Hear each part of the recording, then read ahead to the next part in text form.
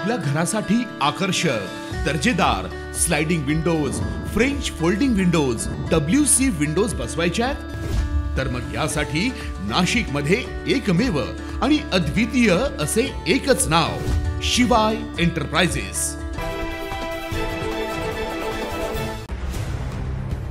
युद्धाच्या पार्श्वभूमीवर राज्यात हाय अलर्ट, सह्याद्री अतिथीगृहावर उच्चस्तरीय आढावा बैठकीचं आयोजन। पोलीस महासंचालक, मुंबई मनपा आयुक्त बैठकीस राहणार उपस्थित।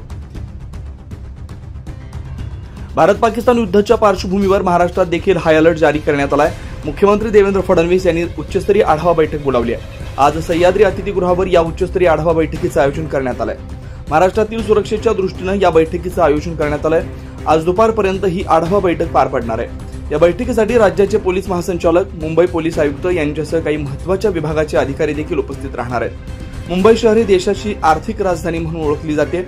त्यासोबतच अनेक महत्त्वाच्या कंपन्यांचं मुख्यालय देखील मुंबईतच आहे। यापूर्वी देखील मुंबईवर अनेक प्रकारचे हल्ले झालेत।